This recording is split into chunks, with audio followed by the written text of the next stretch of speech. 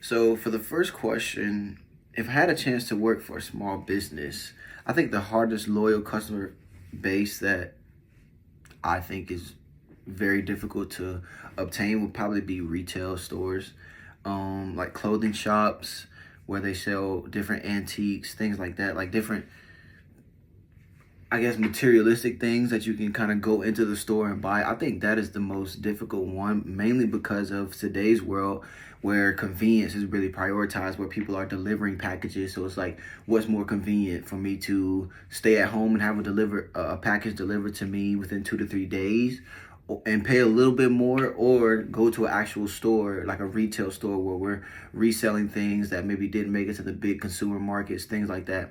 I think that is the most difficult base to kind of continue kind of obtain.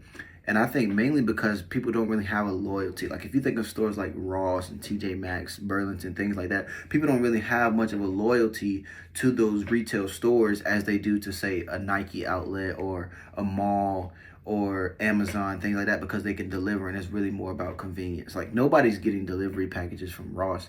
And because of that inconvenience, I think it is very difficult to create that personalized experience, to have that one-on-one really experience where you really kind of fall in love with it, because stores like retail stores, you actually have to get up and go to those stores. So I think convenience is really the hardest thing to obtain when it comes to that.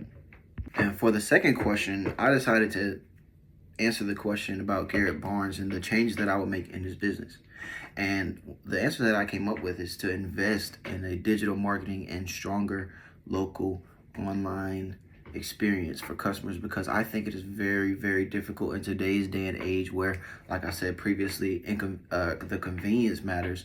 Like it's harder for somebody to not have an online presence, somebody that doesn't have an online influence, to really compete with the markets that have an online influence. So I think that is very essential. And honestly, it's a place where you can get, customer reviews, customer experience, and you can kind of personalize that experience based on the online experience that people have, and they can give you feedback, and you can go off of that.